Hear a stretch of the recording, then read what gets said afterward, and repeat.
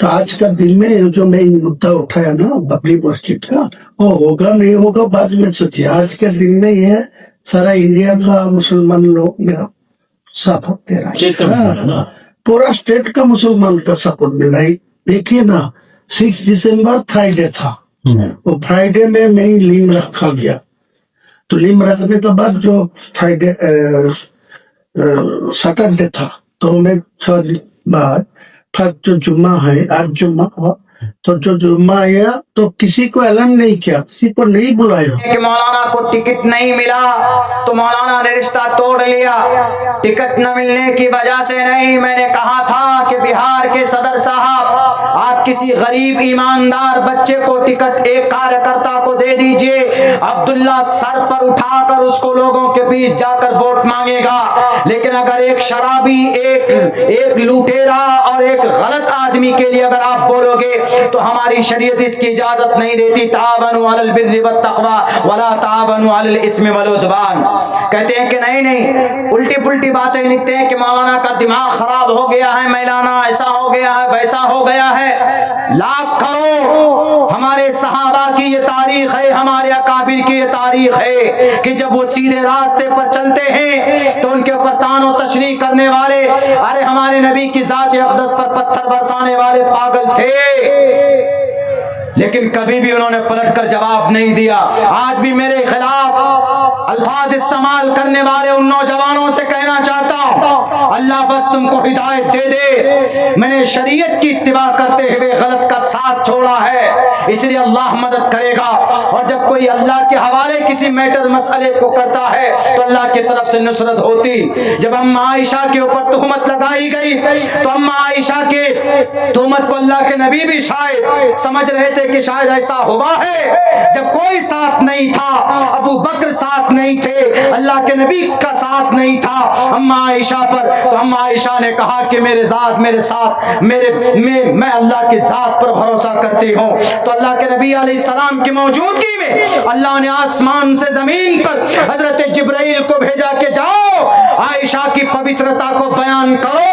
अब्दुल्ला बिन उबय बिन सलूल, जब मोहम्मद ज़ैद बिन अरक़म रज़ी अल्लाह ताला अन्हु ने अल्लाह के नबी को कहा कि अल्लाह के नबी, ये अब्दुल्ला बिन उबय बिन सलूल ये इल्जाम आप पर लगाता है, तो अब्दुल्ला बिन उबय बिन सलूल ने उस छोटे से मासूम से सहाबी को कहा कि ये झूठ बोलता है। अल्लाह के नबी, ये छोटा बच्चा है, इसका एतबार मत कीजिए, लेकिन वो बच्चा सच्चा था, वो छोटे सहाबी थे। उन्होंने कहा कि मुझे गलत मत कहो, मैं बिल्कुल सच्चा हूं। अगर आप लोग नहीं मानते तो मैं अल्लाह की जात पर भरोसा रखता हूं। मेरे भाई, उस मासूम से बच्चे की सदाकत के लिए अल्लाह ने पूरे कुरान करीम के अंदर 28वें पारे के अंदर सूरह मुनाफिकून सूरत नाजिल करती। जब कोई हक के साथ रहता है अल्लाह की तरफ से उसकी मदद होती। अल्लाह के नबी ताइफ के मैदान में हक के साथ थे। आज सरजमीन अरब में सबसे मजबूत ईमान वाला कहीं पाया जाता है तो वो ताइफ का इलाका, वहां के वही लोग हैं जिन्होंने अल्लाह के नबी पर पत्थर बरसाया था, लेकिन अल्लाह के नबी ने उनके लिए दुआएं की थी, अल्लाहुम्मा हदी कौमी फइन्नहुम ला यअलमून। आज मैं उन एआईएमआईएम के उन कट्टर दीवानों से कहना चाहता हूं, एआईएमआईएम ईमान नहीं है, इनके मानने वाले कोई खुदा का फरिश्ता नहीं, इनके अध्यक्ष कोई आपके नबी नहीं है। झूठ भी बोल सकते हैं जैसा कि झूठ बोला गया है। आपका वफादार, आपको अगर इतना ही अकीदा है तो आपको कुरान से होना चाहिए, नबी की सुन्नत से होनी चाहिए। इन झूठे जुमलेबाजों के बातों पर अपनी जिंदगी बर्बाद मत करो। मैं तुम्हारे लिए भी वही दुआएं करता हूं जो अल्लाह के नबी ने हज ताइफ के मैदान में दुआ की थी, अल्लाहुम्मा हदी कौमी फइन्नहुम ला यअलमून। मैं भी आज यही दुआ करता हूं कि इन नौजवानों को अल्लाह सही समझ दे दे। ये अंधे हो चुके, ये कहते हैं कि अगर अल्लाह के बाद कोई रहनुमाई करने वाला है तो इस जमीन पर ये एआईएमआईएम है। अल्लाह के बाद कोई हस्ती है तो नबी की हस्ती। अल्लाह के बाद इस जमीन पर अगर कामयाबी कामरानी कहीं मिल सकती है, अल्लाह के नबी के बाद तो सहाबा किराम की जिंदगी, सहाबा किराम के बाद कोई मुकद्दस हस्ती और जमात है तो उलमा किराम की जमात है। کوئی سیاسی رہنما اور رہبر ہمارا کوئی رول ماڈل نہیں ہو سکتا. ہمارا رول ماڈل اللہ کے نبی علیہ السلام کی ذات اقدس ہے. بہر کیف میرے بھائیوں، ان کے اوپر گولیاں چلائی گئی. گاؤں والوں نے سوچا کہ مر گئے ہوں گے سب. جب گولی لگتی ہے تو پتہ ہے وہ گولی، اس کے اندر زہر تو نہیں ہوتی، لیکن وہ گولی جب گھستی ہے کسی انسان کی باڈی میں تو وہ جو نس ہے، باریک باریک نس ہے، اس کو ڈیمیج کرتی ہے، جس کی وجہ سے بلڈنگ ہوتی ہے، خون بہنے کی وجہ سے آدمی کی موت ہوتی ہے. تو جب گولی لگی 5-5 6-6 7-7 8-8 10-10 گولیاں برسائی گئی. گاؤں والوں نے سوچا اب تو صبح تک آ گئیں گے. صبح ہاں بھائی ان کی لاشیں باندھ کر کے سمندر میں ڈال دیں گے، کنویں میں ڈال دیں گے. پہلے زمانے میں کنواں ہوا کرتا تھا، گاؤں دیہات میں کنویں میں ڈال دیں گے. جب صبح فجر کی نماز کے بعد دیکھے کہ یہ لوگ سب کے سب بیٹھے ہوئے، دیکھ رہے ہیں کہ سب لوگ بیٹھے ہوئے، کوئی قرآن کی تلاوت کر رہے ہیں اور کوئی ادھر تسبیح پڑھ رہا ہے، کوئی کچھ پڑھ رہا ہے، کسی کی ٹانگ پھیلی ہوئی، کسی کے ہاتھ کسی کے اوپر رکھی ہوئی، کوئی کسی کو وہ کپڑے لپیٹ رہا ہے. گاؤں والے آ کر دیکھ کر دنگ ہو گئے. گاؤں والے بوریاں لے کر آ رہے تھے، کپڑے لے کر، چٹائی لے کر آ رہے تھے کہ اس میں ڈال کر ان لوگوں کو لپیٹ کر اس میں ڈال دینا ہے. تعجب میں پڑ گئے کہ یہ کیا ماجرا ہے. ارے ہم نے اتنی گولیاں چلائی لیکن یہ سب کے سب زندہ ہیں. میرے بھائیوں، گاؤں والوں نے کیا کہا کہ بھائی یہ بتاؤ تم لوگ بچے کیسے؟ دوائی تو تھی نہیں تمہارے پاس. 5-5 گولی ایک آدمی کو لگے، ایک گولی آدمی کی زندگی ختم کر دیتی ہے، تمہارے 5 گولیاں لگی ہے. AK-47 سے گولیاں چلائی جو بارڈر پر رکھتے ہیں. AK-47 AK-47 جس کو بولتے ہیں، بارڈر پر 1.5 کلو 2 کلومیٹر کی مار کرتی ہے، اس کی اتنی تیز رفتار ہوتی.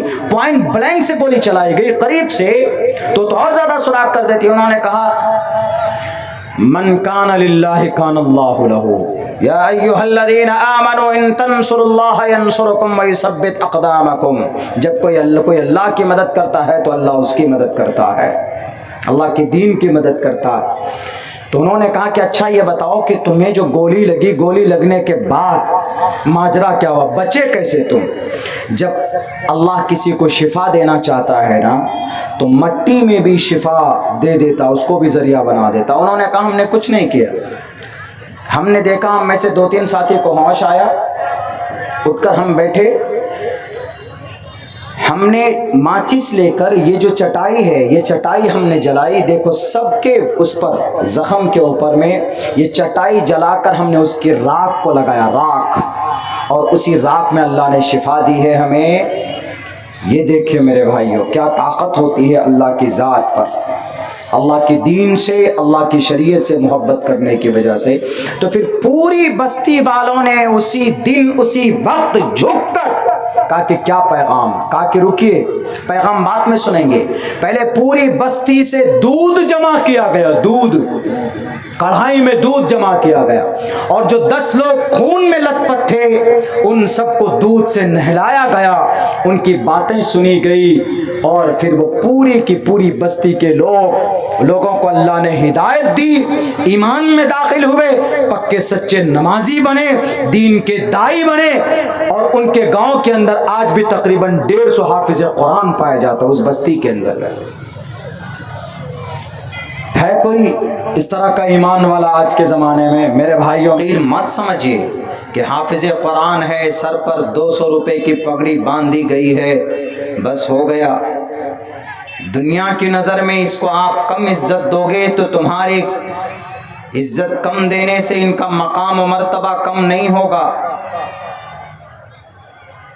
کل قیامت میں اقرأ ورتقی پڑھو، اور ورتقی ارتقاء بلندی پر چڑھنے کے لیے استعمال ہوتا ہے. اللہ کے نبی فرماتے ہیں کہ اقرأ پڑھو، کل قیامت میں اللہ تبارک و تعالی حافظ قرآن سے کہے گا اقرأ ورتقی پڑھو اور جنت کی بلندی پر چڑھو.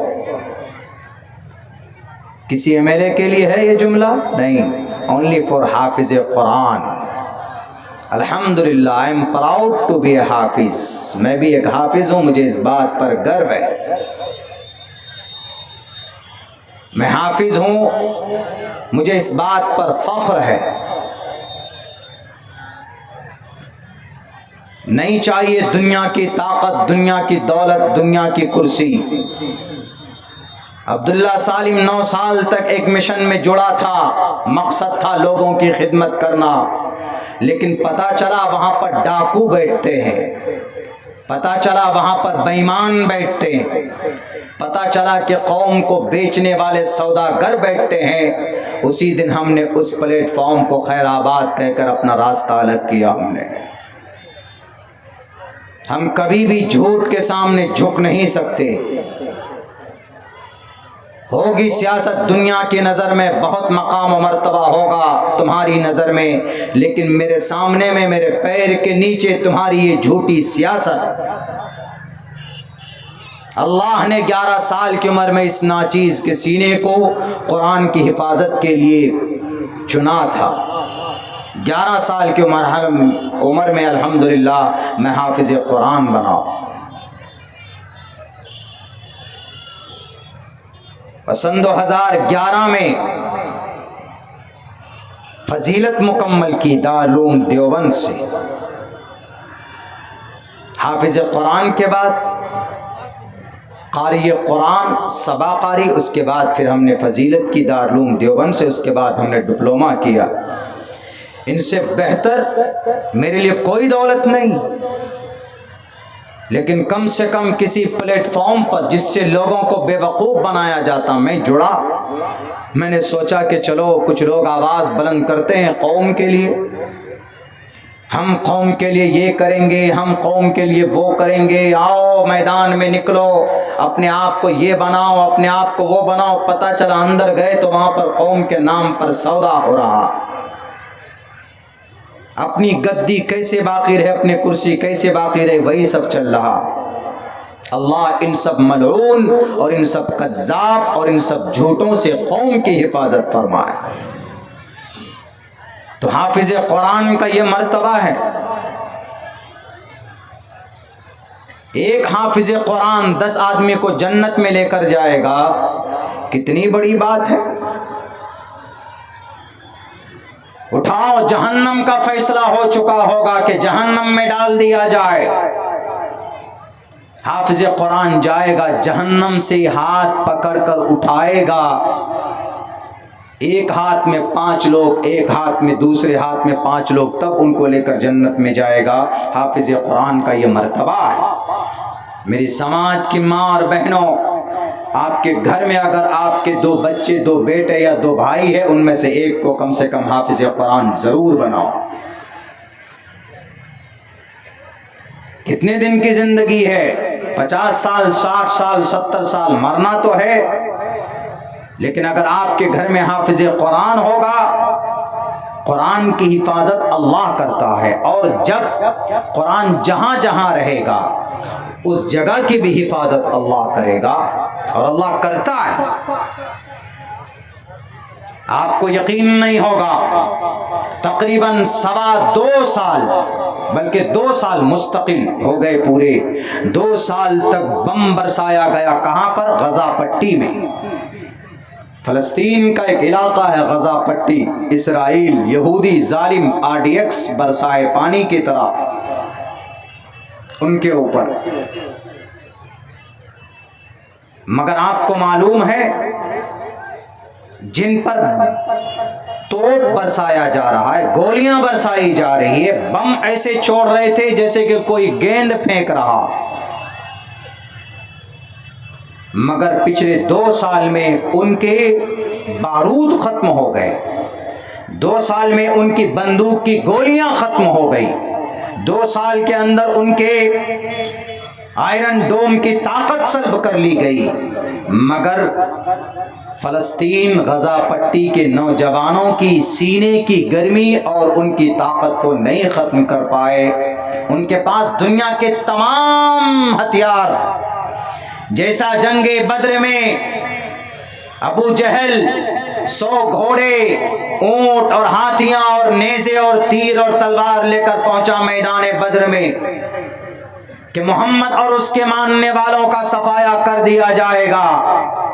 آج کے بعد کوئی اللہ کا نام لینے والا نہیں ہوگا، آج کے بعد کوئی محمد کے عاشق ہونے کا دعویٰ نہیں کرے گا۔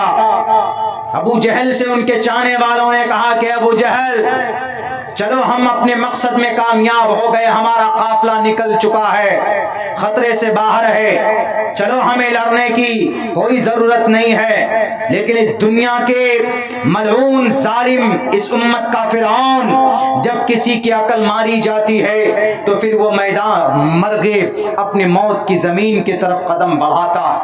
اس ابو جہل نے کہا کہ نہیں، ہم مقابلہ کریں گے، ہمارے پاس تیر ہے، ہمارے پاس تلوار ہے، ہمارے پاس اونٹ ہے، ہمارے پاس گھوڑے ہیں، ہمارے پاس 1000 نوجوانوں کے لشکر جرار ہے، ہم مقابلہ کریں گے، ہم محمد اور اس کے چاہنے والوں کا خاتمہ کریں گے۔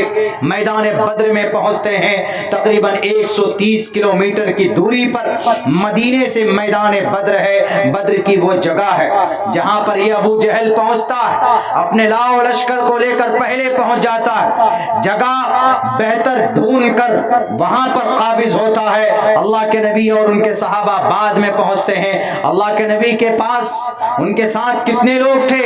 313۔ اللہ کے نبی پیچھے نہیں ہٹے، مقابلہ کریں گے۔ اے ابو جہل اگر تو جھوٹا ہے تو سچائی سے مقابلہ کروں گا، اے ابو جہل اگر تجھے طاقت پر بھروسہ ہے تو مجھے میری اللہ کی ذات پر بھروسہ ہے، اے ابو جہل اگر تجھے اپنے گھوڑوں اور ان تیر تفنگ اور لاؤ لشکر پر طاقت ہے، مجھے اللہ کی غیبی نصرت پر یقین ہے۔ حسبنا اللہ و نعم الوکیل۔ میدان میں پہنچتے ہیں اور آپ کو پتا ہے اس میدان بدر میں اس امت کا فرعون ابو جہل کا خاتمہ کوئی پہلوان نہیں کرتا ہے، بلکہ 2 معصوم بچے، ایک کی عمر 13 سال، ایک کی عمر 14 سال، معاذ بن معوذ، ان کی تلوار سے اس امت کا فرعون ابو جہل کا خاتمہ کیا جاتا ہے۔ میدان بدر کے اندر 70 کافر واصل جہنم کیے جاتے، 70 کفار مارے جاتے ہیں۔ اللہ کے نبی علیہ السلام کی مکمل جماعت کو نصرت ملتی ہے، مدد حاصل ہوتی ہے، میدان جیت کر کے آتے۔ وہی